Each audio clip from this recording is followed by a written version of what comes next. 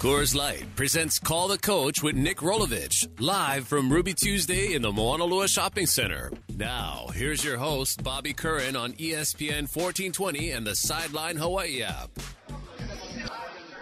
And welcome to our Tuesday edition of Call the Coach at Ruby Tuesday, Mauna Loa. I'm Bobby Curran along with head coach Nick Rolovich, and Hawaii has run into the meat of their schedule, a very good Fresno team in Fresno on Saturday. I suppose when, this sounds funny to say in a game at which you lose 50-20, but I thought there was some encouraging signs in that one. There were some better signs than compared to Nevada. Nevada was really not a great performance, but Fresno showed why they're such a good football team. You know, they really have no flaws, and they're well coached and they play hard and they got a lot of weapons.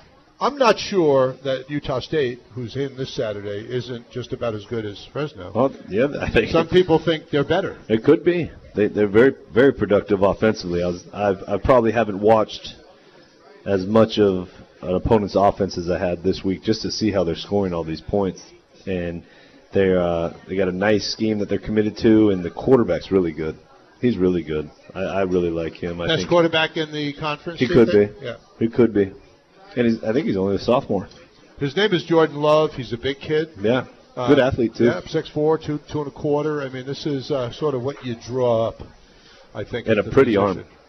And as the coach says, he's a quiet kid. Is he? But him on today, he's very quiet. He said, but nobody confuses. He's the kind of kid that no one confuses that with a lack of competitiveness. Yeah. He said it burns in him. He seems real dialed in with the offense, almost like a coach on the field. So. Yeah. They're doing a nice job. Well, I want to get to, I mean, they've done a really good job on defense as well, and it doesn't seem, they're not as big as some of the teams you've seen, not as big up front. I don't know. Obviously, they feel very confident of their secondary. Yeah. They believe that the kids can all run. I wonder if that might make them a little more confident, feeling that they can play some man against you guys. Well, they play some man versus everybody they play, so you think it wouldn't be any different? I think they would definitely have some man thoughts coming in to play us, and they mix it up, but they're not terribly junky, but they are sound, and they bring pressure, they play man, they play zone, and they want to get turnovers. I think they're finding a way to put the ball in the end zone multiple ways, which is scary, because they do it enough on offense. They've produced 21 turnovers, 12 picks. They've recovered 9 fumbles. Obviously, it's a big part of their focus and concentration, and they've gotten good at it. You see how good their offense is, and that puts pressure on the opponent's offense, and then you see some mistakes start happening. People taking chances, trying to catch back up, and it probably just compounds from there. All right, well, we're going to go back and we'll tidy up with Fresno State. Do we have to? Well, I kind of. I mean, it's sort of what we do. All right, if you really want to skip it, we'll skip it. Let's go down memory lane. All right, well, I'm not going to go that far. But there was I don't know if you felt that it mattered much. I was an unusual hiatus with the lights going out. I actually was of the opinion, you tell me I'm wrong because you're on the field and see it better, but from the radio booth, it looked like it was playable. You probably could have. I mean, we've all probably played as kids. Way worse. How many high school games did you play with lights as good as that? But they told us pregame that they were anticipating an outage, so it was kind of a heads up. If it goes out, we're leaving the field. We got to hook up the generator. So it was predetermined. Well, they could have canceled the game, or ended the game right there at 3-0. That would have been good. That would have been fine. Because that was the score. I do want to get to a couple of things that.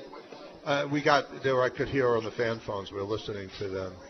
It made me really. I got to listen to that one night, don't I? No, don't. Don't do that. Don't do that. Don't torture yourself. But people didn't understand. I think very well. But first of all, they thought it's funny how after the fact, and I would have done exactly what you did. I thought you got in range. I'm thinking. Ryan Mescal apparently made one in warm-ups from that same distance.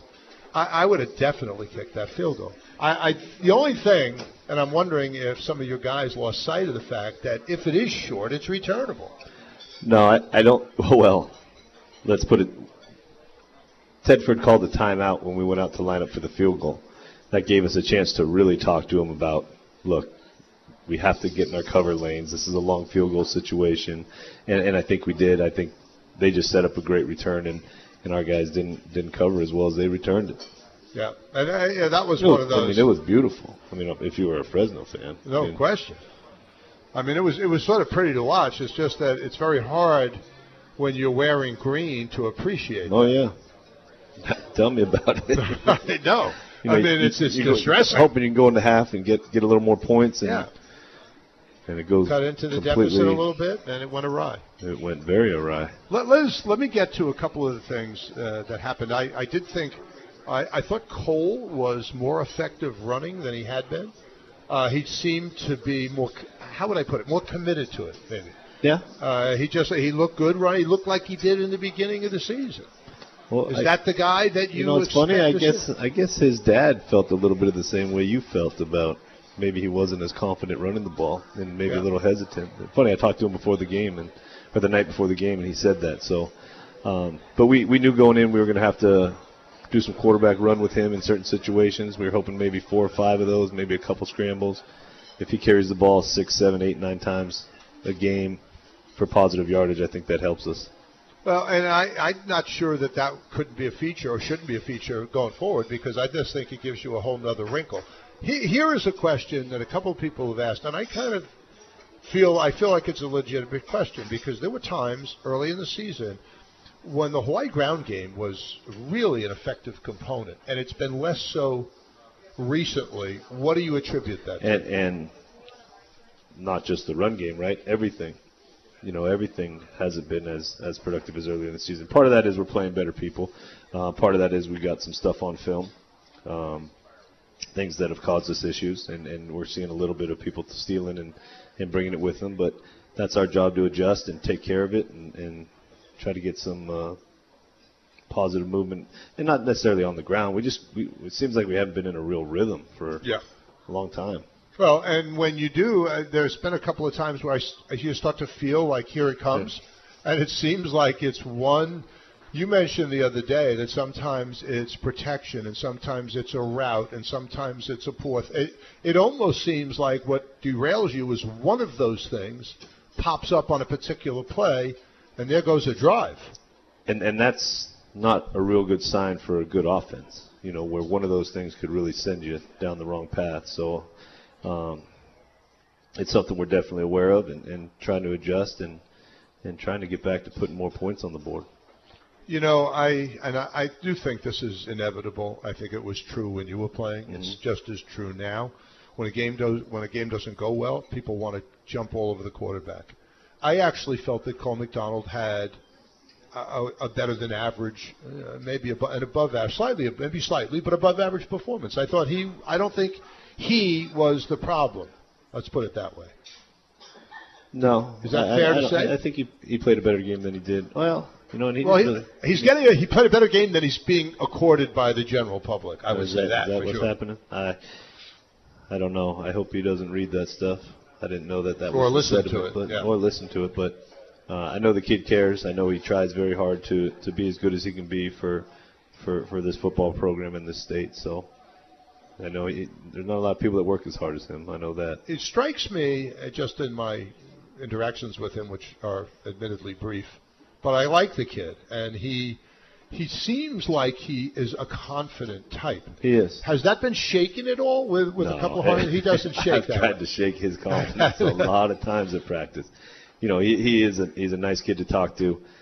Me and him find ways to butt heads probably once a week in a way that everyone that's around is kind of looking and just observing. Noticing. Yeah. But that's not a bad thing necessarily, is it? No. I think sometimes that's how you get things resolved. Well, you gotta. I try to treat people fair, but it's not always the same because people can't handle things the same way, Right. So, he likes hard coaching. He's a very honest communicator, and sometimes, maybe not the right time or when I want to talk about it, but we figure it out. And I wanted to get to a couple of things. I think it's becoming increasingly evident, and I think what really It's funny, whenever anybody else during the course of my work here, whenever a guy who was like a junior there became rumors that they were going out, people usually just rail against it. They just say, he should stay. Why would he go out? I think the one thing all anybody had to know about John Ursula is that he's 24. I mean, I think that change. I kind of think that changes a whole lot of things for a kid who has designs on playing in the NFL.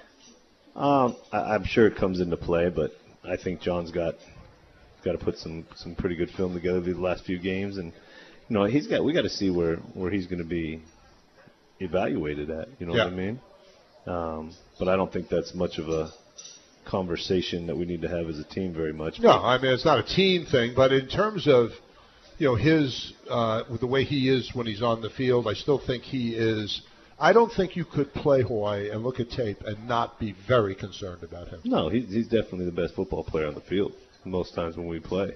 But I might have to go standard coach talk with you, and that's something we'll address after the season. Right? Well, that's fair enough. You have some pretty important things pending as a team, obviously. All right, I got a couple of texts. All right, Coach, is Jelani Tavai going to sit out the rest of the year getting ready for the NFL draft? I don't think that's the case. I'm not sure Jelani will be with us.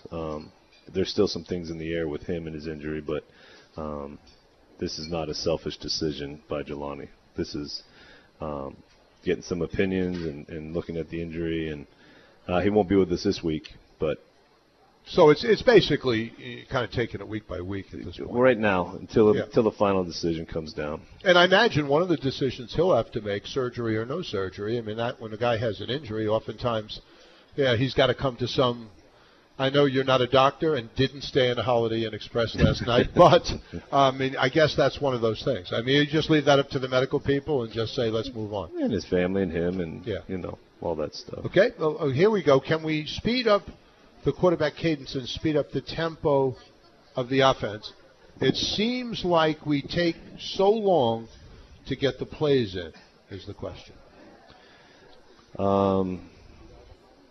Yes, we can speed it up. The cadence is built in a way where the quarterback has control, wants to make sure everything's set and things are identified the right way. We have the ability to go fast. I don't know if maybe it does. Maybe the plays are getting in late. I don't know, but I don't see us getting a lot of delayed games. That's just kind of how we operate. I have to admit that if that's happening, if plays are in late, I'm not, as a rule, I'm not seeing that. Well, it usually comes to the, panic at the end and,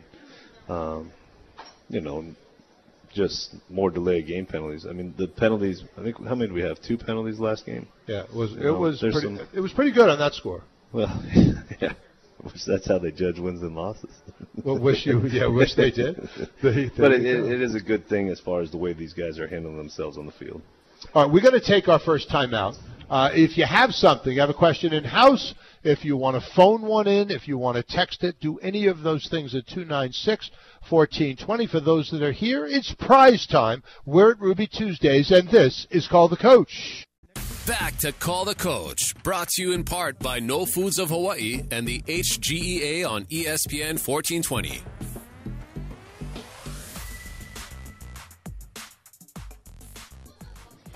Welcome back to our Tuesday edition of Call the Coach with Nick Rolovich, and obviously Hawaii has it's a very tough assignment on Saturday. Utah State, who is arguably the best team in the conference, they are the highest rated team. They're 18 in one poll, 20 in the other. They're having a terrific year. Having a great year. Yeah, I don't think there's any question. They got it going on a little bit. We were talking to the head coach today, and they're very excited about what the changes they've made in the facility, and he believes that's helped a great deal in recruiting. I think they started kind of building that up when Dave Aranda went. I think it was like in 2012 they finished, or maybe 11, they finished the end zone building. They built a new weight room kind of near it. Then they did the press box, and I think it's a pretty sharp place. As far as I think they hold 26,000, but it's clean and it's very useful for them. Yeah, no, it does seem to work well. They even put an elevator in, which I'm sure some of our Some of our coaches, even in years past, really would appreciate that. Oh. We had coaches that were not going down at halftime. One time, Mouse Davis wouldn't come down at halftime because it was raining and it was Ron Lee also. They were just they were like, oh, "We'll stay up here, thank you." Well, a good thing we were winning pretty good at halftime. He said, "You guys got it. I'll be here when you get back." There you go.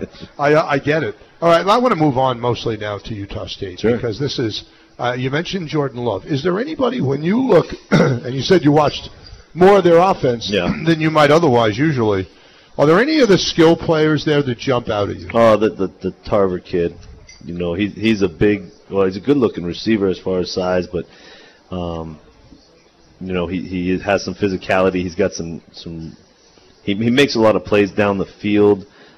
They take advantage of every little mistake, any kind of numbers game. If they can get a 2-on-1, if they can get a 5-on-4 as far as up front, and they still have the zone read element with Jordan Love. It's just, and the tempo really puts pressure on people. And he's like a coach on the field. I mean, the guy is sharp on the field. You can just tell because they put a lot in his hands, and he knows what he's looking at, and the tempo forces people to play only a couple ways and not really set it up.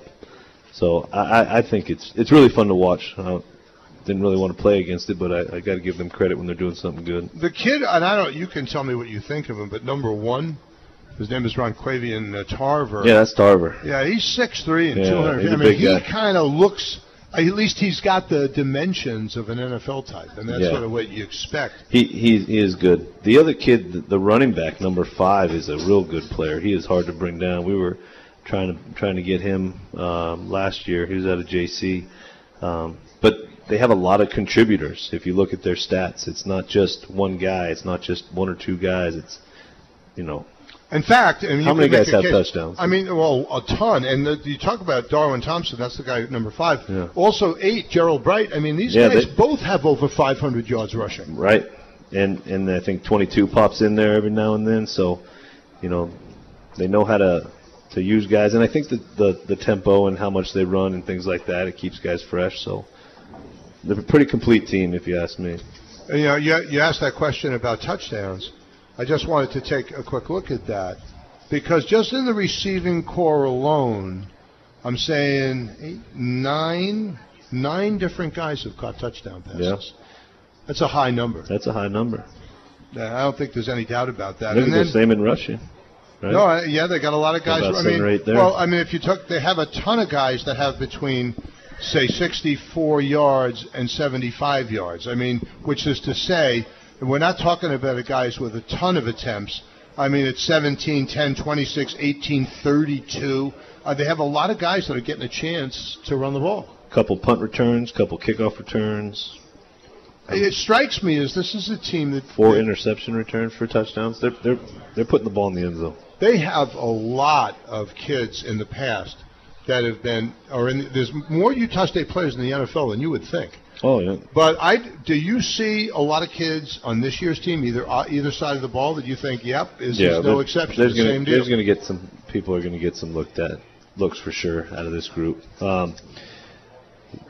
Who they are, I mean, they just, they got linebackers that I guess they're redshirting that were great players for them last year because they got to have some depth. And so I couldn't pick out who I would think Tarver is. He a senior? Yeah. I would think he would get a shot. I think the quarterback's going to get a shot when his time comes. I think the running back's only a junior, but he's got some things people would like. And they have a tradition of having running backs. These guys are 5'8", 5'9", but solid too. Like Robert Turbin. You remember Turbin? Mm-hmm. That kid was pretty good. I'm sure you coached against him at one point. Oh, the Roman Andrews kid, the left tackle. Yeah, whose brother played basketball at UH. I think it's his dad. Oh, is it his dad? I think it's his dad. Wow. God, that makes me feel old. He's turned out to be a real good player. I think they got 7 seniors starting on offense, so they're a mature football team, and they're having the success that they worked for. All right, here's a question. I'm sure you've heard variations of this. Opposing defenses have been able to pressure our quarterbacks. How can we counter the challenge with play calling or formations, or is the problem execution on the offensive line? Let me read this again. Yes, they have gotten some pressure on our quarterbacks, but I don't think it's a huge amount. I think our guys, realize we're still starting two true freshmen that are still playing. I think there's only 6 of them in the country that are playing, and we got 2 of them. And yeah, I guess we can challenge. We can. What is the question? Counter this challenge with play calling. That's on me. But I wouldn't put any blame on the O-line. Sure, there's things that can get better, but that's. Well, I just want to point this out, and it was very similar with Fresno. But I'm doing my spotter boards today, and they have 5 of their 5 offensive linemen. 4 of them are seniors, and 1 of them is a junior. Fresno? Or no, Utah State. Oh, I know. There's about 8 or 9. I mean, they have a ton of seniors he's built and good leadership. And when you get depth, this is what you can afford to do. You guys, freshmen and sophomores, aren't playing. They're learning. They are Juniors learning and growing. And seniors are playing growing, true. We'll feel real good about them in a few years. Yeah. But they're giving us everything they got, and they're not embarrassing. And we do throw the ball a lot. I think, I don't know if attempts, but percentage of plays, I think we're in the top 5 or 6 of throwing the ball, and that's some pretty good pressure to put on a couple freshmen and really 3 solid newcomers, and with only JR really coming back as a bona fide starter, I think Coach Webb has done a nice job. I started to get to this a little early when I was telling you about that sometimes the quarterbacks take undue criticism. They also sometimes get undue praise and when things go well, but when everyone's talking about how good, and I'm gathering that I'm hearing it from too many people, that Jordan Love, the quarterback for Utah State, he's passed for 2,000 yards, and he has completing 65%, 64.5%, and he's got 18 touchdowns and 4 picks. Mm-hmm. And Cole McDonald has thrown for more yards, he's 30 touchdowns and 4 picks. I don't understand why that's not being hailed more than it is. Probably because we're losing. That doesn't help, but you got to win football games. That's the name of this deal. It's not about stats. It's about winning football games and being competitive. And the story hasn't. It can't be Cole's numbers when there's so much for us to work on and try to get better at. No, and I'm just pointing out that I don't think. What is he? Sometimes it's. I would hardly say that this is less than a winning performance, and I think that's really what you're getting to. I mean, he's at 2 percentage points lower at 62.5. But he's thrown for 800 more yards than the Utah State kid, 2,800, and 30 touchdowns and 4 picks. I don't care where you are. That's pretty good. I don't care if you're in Pop Warner. 30 and 4, who would not sign up for that? Well, look at the efficiency. That might be the number one thing to look at there. Jordan Love is very efficient at 150, almost 155, but Cole's 158. Yeah. I mean, so I'm not pretty good. Here's where I'm at on this. I think I just feel like there's being criticism levied at him that I don't think is fair. I just think, okay, you can say, I guess you can put it on a quarterback, and some people will when a team isn't winning. Right. But I think there's a lot more that goes into a win and a loss than just one player. And I think you need every guy, all 22 guys are on the field have to do their job. I mean, I don't want to get oversimplify it, but at the end of the day, isn't that the deal? I hope that not too much heat's coming down on him. You send it my way. He doesn't deserve it. He's trying his butt off. All right, here's a couple of texts. I want to get to these before we take our break. Hi, Coach. In your version of the run and shoot, do you want it to be 60-40 pass? Oh, that one. Or is it what the defense gives? We don't necessarily have a goal there with being 60-40 pass. I'm not sure we're quite that high. Maybe we are. But the RPO element has kind of changed the expectations for run-pass ratio. We just really want to try to put the ball in the end zone. And having an efficient run game has always been part of the run-and-shoot offense.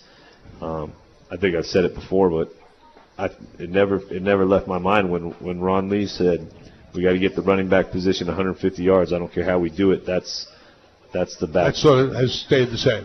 I mean, well, in your mind, that's an accurate number. I think that's important. All right, if for those that are curious, I mean, what has Hawaii done in terms of run and pass? I would say that it's a little closer to balance. Maybe I don't think this is quite 60-40. You've thrown the football 381 times and run it 311 times. We were talking to Matt Wells today, and I had asked him about his thoughts on the run pass thing. He goes, I'm up front about this. I love to run the football. He goes, but if people load the box, we're going to throw it. And I kind of think, I've heard you say sometimes, if you're going to dare us to run the football, we're going to run it. Yeah, and I think we have to do that by throwing the ball as good as we can and really having no-brainer runs and trying to have more defined runs. I know that was something that popped up. Maybe we that little blankie of the RPO where we had a lot of answers. Call more designed runs that we had. We knew the ball because imagine this: you're an old lineman, you're bigger than everybody else on the field or on your team. You're sweaty, you're wearing all these pads. You're called to run play, but it might be a pass play, and so there's a little indecision. I think our guys needed a few just okay. It's a running play, and we're rolling with it. We're going to come back. I got with another interesting text that we'll start the next segment off with, but right now we're taking a quick timeout so everybody here can win some prizes. We're at Ruby Tuesday, and this is Call the Coach. You're listening to Call the Coach, presented by Coors Light on ESPN 1420 and the Sideline Hawaii app.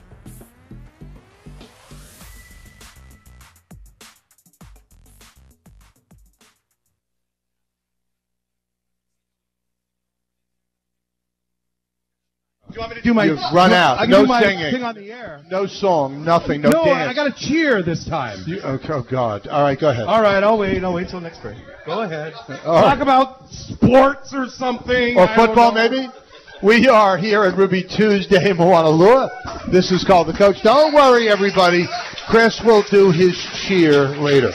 All right, I want to get back right to this text. This is an interesting thing. Because we had a discussion... mentioned to Matt Wells about the facility upgrades there that they're proud of. He believes it's helped them.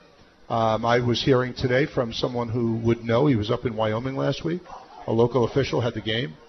Called me to tell me unbelievable things about Wyoming's facilities upgrade. And here's the question. Coach Rolo, what does UH need in order to compete with top teams in the conference? Improve facilities, better recruiting? That's the question. I think those two things would help. And better recruiting, I think, has to lay on our shoulders as coaches and people in the recruiting department. Improvement in facilities is always something you can sell, but, we've won before where there wasn't as nice facilities, so I can't let that. We would gladly take any new facilities that people wanted to draw up and get done, but things, there's other people that need stuff at UH too. The gyms are getting done, right? You're seeing the softball stadium becoming pretty dang nice, and how baseball's getting their locker room. There's a lot of people with needs, so it's hard to stomp your feet and act like a baby because you don't have the same facilities as other people. But I think you got to work harder to find the right kind of people where that doesn't matter to them, and we have enough to win football games, in my opinion. We gotta have a plan to move forward, but maybe right now might not be the right time. Well, I do think that at the end of the day, and I don't expect you to say this because I would get that it sounds like someone was making an excuse, but I think when you look over time, the success of a program and the success in recruiting, the kind of players you get, are related somewhat to facilities and other things around the program. If you're going to be big, kids want to be big time. They do. I think that's the fact. I think you can look at teams that have really put the money in, and sooner or later you get a result. You have to have everything else in place. Right. And I don't expect you to say that because I think you can't. I can't sit here and say we need a stadium. Right. You know what I mean? Right, especially when there are other significant needs here. I get it. But I don't think that for anybody to say that it hasn't helped Fresno immeasurably, that they're getting $19 million a year in subsidy. We are getting $3 million from the ledge, which is everyone's grateful for. It's good. It's nice, right. But it's not $19 million. And they don't call that. They don't say that the Fresno football program is running a $19 million annual deficit. That is not how they look at it. They look at it as this is the price of competitiveness at the Division I level. Just saying. Yeah. I'm just saying. That's how other people are looking at it. Let me get back to some. Maybe if we had won the last 3 games, I could bow up a little bit more on the radio. Well, no, I'm not expecting. I'm just, but I do think there's a point, and I'm not saying this because you're here. I say this kind of thing in the morning. Yeah. It's my job. Yeah. I mean, to kind of pay attention and to see what's going on in the landscape. And this is one of the things that's going on. It's going on. It is no question going on. And when you said that, this program used to win, well, on the other hand, they used to win when Hawaii had better facilities than San Jose State, better facilities than Colorado State, and better facilities than Utah State. In no case is that still true. No. That's the fact. That's just the truth of the matter. And I don't think sugarcoating things is really a way to go forward. I just want to get that said. And let's turn it this angle. How about a credit to the kids on this year's football team for beating Wyoming, who has a lot more than us, or Colorado State, yeah. Or I think that's what we gotta. That's what we got to build on. That's what we got to build on. Yeah, no question. I get it, and I also. But it's a chicken or the egg thing, right? Right. I feel proud about the way these kids have, especially. I mean, people forget this. There are 40 new players on this team. Take a look at some of the teams that we're playing. I mean, especially the Utah State, and look at the number of seniors. We'll be there in 2 years. We'll have juniors and seniors, right. But right now we got a lot of freshmen and sophomores, and that is the fact. And we're coming on, what is this, week 12? We're starting to see a little bit of the effects of some of the attrition we had from last year. Yeah. We tried to mask it, but there is some bodies that we would like to have on, whether it's special teams, but guys are getting their opportunity. You saw Koo get out there and play. You're going to see some more young kids getting on special teams and playing on defense, and because that's the next man up. Corey Bethley, the Chino Hills Strangler. What a game he had! He every time we turned around, we were calling his number. He loves football. He loves playing. They call him the Strangler because he's a hold-up guy in punt return or something, and he would get his hands on you, or if he's in one-on-ones and he gets his hands on you, he doesn't let go. So he got that nickname early in camp. Really done a nice job for a true freshman. Has approached it with incredible maturity. You're throwing him out there at safety. I think he had 9 tackles. Led the team in tackles. I mean, and a bunch of solo tackles too. 6. I hope everyone here gets a chance to meet this kid in person someday. He's really a good person, and you'd be proud to. We love how he played and all that, but when you kind of get next to him and get to talk to him and find out who he is personally, you're going to be like glad he's on our team. And I know that I just want to. I have to take a break in just a minute or two, but I do want to get to this. Because the recruiting process, a lot of people think, when the season ends, people start recruiting. No, that's really not the way it is. I mean, guys are making phone calls probably tonight, every night. Mm-hmm. I mean, there's no weeknight, I don't think, that you're not. At least some coaches are getting in touch with prospective student athletes. I imagine by this time, or November, you probably at least have an inkling about where you are with some prospective players? Oh, yeah. Are you feeling good about where it is? And I think you got to keep fluid. What are your immediate needs? What are your, how is the numbers? What are they breaking down by position? And so your question was, what are? Well, I'm saying what you're feeling about where it stands now, how it's going. You feel like you're in on, or at least have a shot at some very good players type of thing? I think we're in on a lot of good wide receivers. We're going to try to go high school in the offensive line.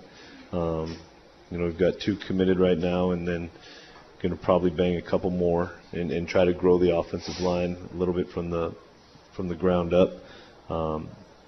Defense, looking at adding some older bodies at most positions. Feel like linebackers, got a lot of guys there, but up front, I don't think you can have enough D linemen, and I think we need to, because right now our DBs there's a thinness there that we got to fix. Address. Yeah. Yeah. Let me ask you this: what is the hardest position to recruit? Is there one that jumps out? I mean, is like if Not really. you're trying to find an edge rusher, is that harder, say, than finding an outside linebacker Maybe or not. a middle linebacker? Sometimes the quarterbacks are the hardest just because of their personality, some of them. Yeah. Some of them are, how should we put this? How do we put Different. Yeah. A little different. But as far as position, I don't think there's a shortage of good football players. You just got to figure out, do they have the right characteristics? You know, it's easy to see the film, right? Okay, this guy's got 4 stars. Okay, the film's good. But what is he as a person? You know, what is he going to bring to the team? Not just his physical ability.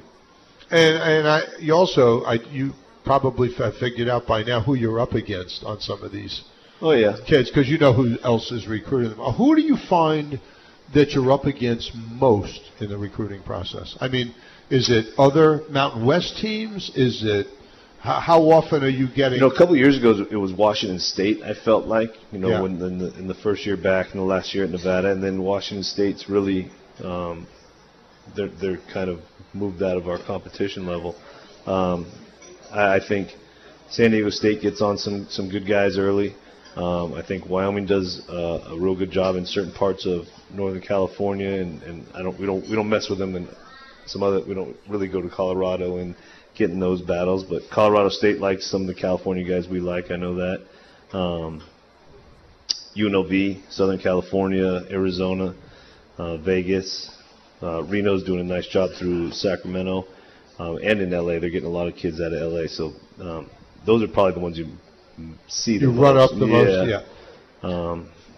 San Jose, they go up and down California. I have a couple of other questions that pertain to recruiting. I think people are interested in that process. We'll talk about it a little bit. And the database, you know, has gone up. So you're seeing all the transfers names, putting their names Right. on. They're This is on the a first list year. now. They're on a list every morning. It's new. You guys check it out. every day? Check it every day.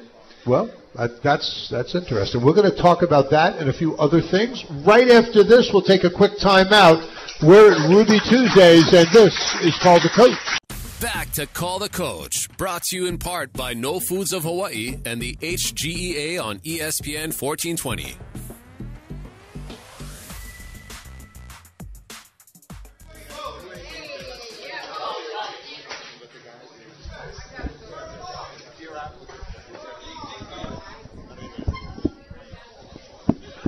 Welcome back to Ruby Tuesdays at Moana Loa. We have a few minutes and a couple things, and we started to get a little bit on to the recruiting process. It's ongoing, and I thought we could get into it a little bit. You mentioned that there's a database out now. Players who want to transfer put their names in on a list. I would imagine there are some obviously very good players on that list, I'd imagine the competition for those kids is pretty fierce. Yeah, Jason Severco's checking that thing every morning. But again, there are, what kind of transfer are they? Are they grad transfers? Can they get into grad school for us? Or if they're a 4-4 transfer, can we afford to scholarship them and have them sit a year? You know, so there's a lot of different dynamics that come into it. You got the 2 signing dates, which I think I always got to kind of back myself off of the pressure of making sure everything's done by the first signing day. That doesn't need to happen, I don't think, because I think we could find a lot of great players. Before the second one. Well, yeah, because I think most of the big schools will sign most of their guys and in the first one, and then you kind of let the dust settle and see who's still out there and who fits. All right, this is an interesting text. What will the theme, I assume means be, for the pregame speech for Utah State, and how do you come up with what you say to encourage the team? The theme, maybe a Halloween theme. No, I try to let it. I try not to prepare some corny speech because I think they see through it. I think when I let kind of how I'm feeling and my emotions go a little bit, but I don't really rehearse it. I just, some things I say the same, right? I want them to play as hard as they can for each other. I want them to play fast, play smart, not make stupid decisions, and but sometimes you add a little bit extra, but there's not. I wouldn't call myself one of the greatest pregame speechers. I don't know. That's just I like the guys. I think they see me in more of a keeping it real. Keeping it real. Yeah, maybe. How about, okay, this is another text. How about using the green jerseys this time around? Done. Green jerseys this weekend. Really? Yeah, he's got it. All right, there you go. Good text. He wants green jerseys, and Rolo has granted that request. There will be green jerseys this weekend. Cool. All right, we have another caller, Don from Kaneohe. Hi, Don. Hey, Coach. Hi, Don. How's it going? Hey, concerning the green zone, folks having some trouble there. Is it possible to bring in more taller receivers in the end zone so they can catch the higher balls that Coach Madel throws? And I remember when I went to the Rice game at Rolo Stadium. They had the little leaguers. Yeah. And you guys are motivated. They motivate you folks. How can we get motivated with a mascot? Are we going to get a new mascot for UH? I would love to have a mascot. Yeah, I miss Billy. But concerning the red zone, what do you think can be done? I mean, in the green zone on that situation. By the way, if you're curious, we have a sponsor, Southern Turf Hawaii, and so we've renamed the red zone the green zone, just so you are not confused. No, I kind of I liked it actually. I'm glad it.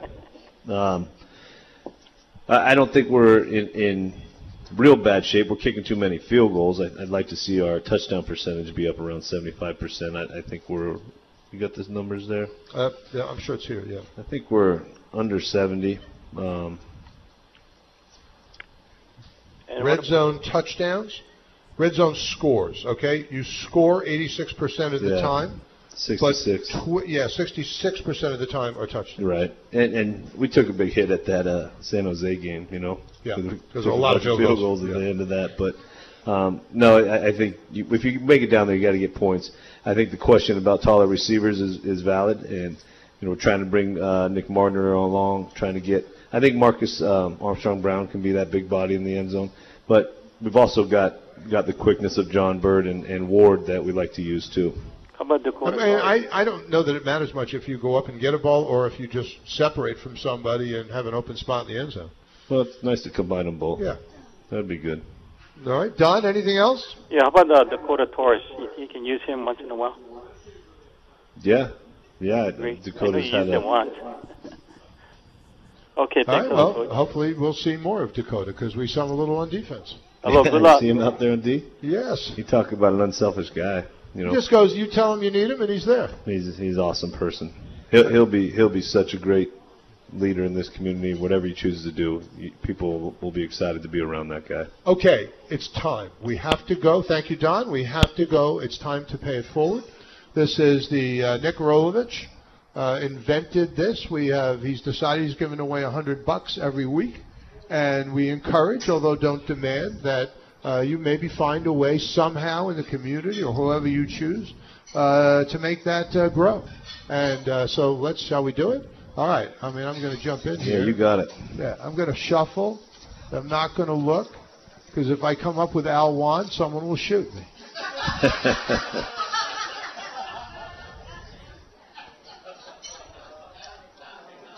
Who is E.T.? It's you, E.T. All right. Congratulations.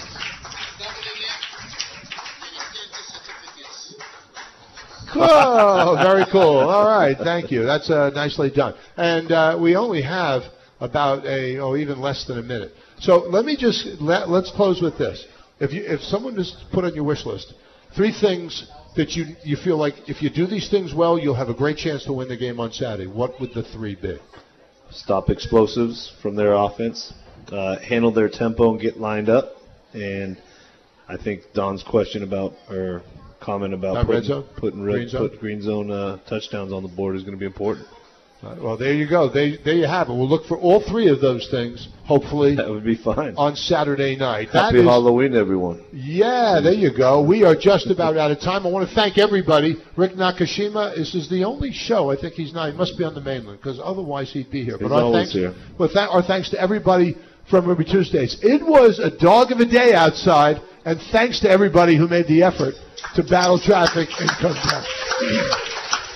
For Nick Rolovich, from all of us at ESPN 1420, I'm Bobby Curran. Aloha. You've been listening to Call the Coach with Nick Rolovich, live from Ruby Tuesday in Moanalua, presented by Coors Light. Also, mahalo to No Foods of Hawaii. Say yes to no. The HGEA. We are HGEA Strong. City Mill. Big on help, big on savings. Proud to be local. Hawaiian Financial Federal Credit Union. Xanthicin, the safe anti-inflammatory for health and longevity, available at GNC. The Hawaiian Airlines Bank of Hawaii MasterCard. POP Fishing and Marine. Gear. Glory. We got it on Pier 38. This has been another exclusive University of Hawaii sports presentation on ESPN 1420 and the Sideline Hawaii app.